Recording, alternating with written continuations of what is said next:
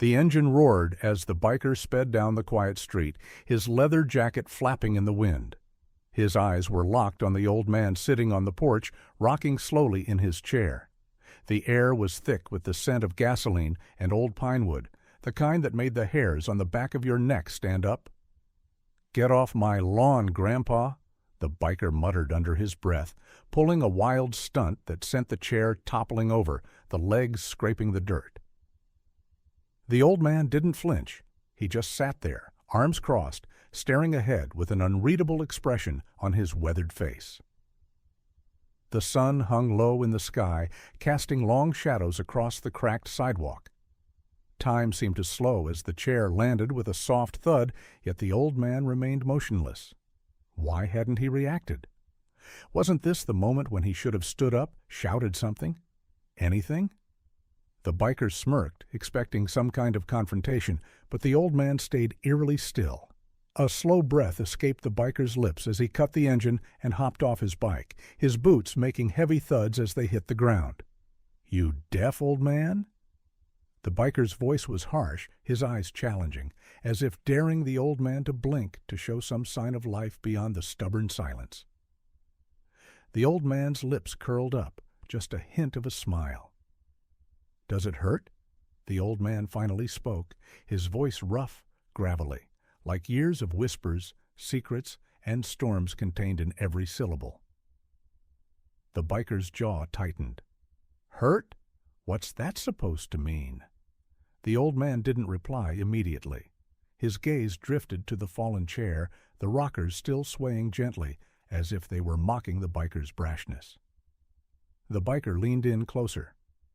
"You gonna make me pick that up, old man?" Still, nothing. The old man's arms stayed crossed, his calmness radiating like an untouchable force. A storm of emotion swirled inside the biker's chest, frustration, anger, curiosity. This old man, sitting so still, had already won. But how? Why? Without warning, the biker kicked the chair, sending it crashing against the steps. He watched for any flicker of movement, any reaction from the man, but it was as if the old man was carved from stone. The biker clenched his fists, his patience wearing thin. "What, you think you're better than me? Just because you're old?" He spat on the ground, eyes burning with a mixture of contempt and disbelief. The old man leaned forward slightly, his eyes piercing through the biker like they could see into the very heart of him. "I've seen it all, son," the old man murmured, his voice no longer shaky but strong, as if time itself had granted him a power that no biker could understand. "I've seen men come and go, watched their rage burn out like a flame, watched their bones grow brittle with the weight of their pride. But I've never seen a man who's not afraid to look the storm in the eye." The biker's brow furrowed, his grip tightening on his jacket. "What's that supposed to mean? You think I'm scared of you?" The old man smiled again, a small, knowing grin that sent a shiver down the biker's spine. "I think you're scared of what you'll see when you look at yourself." The biker's heart skipped. He stepped back, his eyes narrowing in disbelief.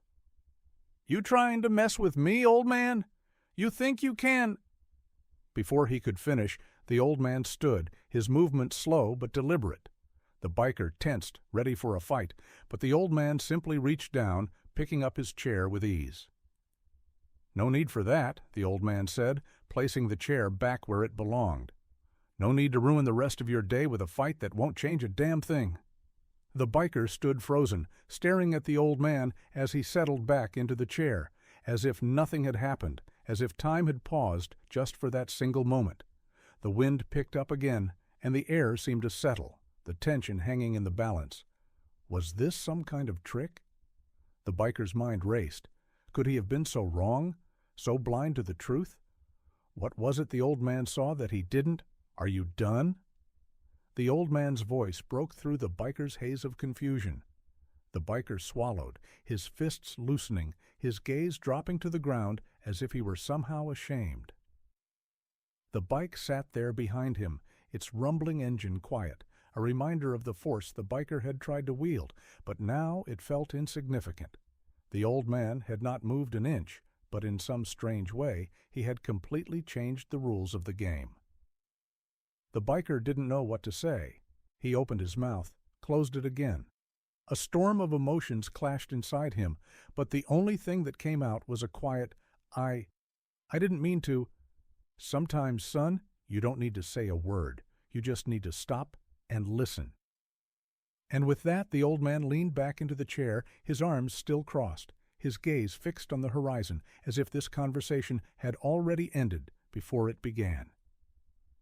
The biker stood there for a long time, unable to speak, unable to leave. Slowly, the truth began to sink in.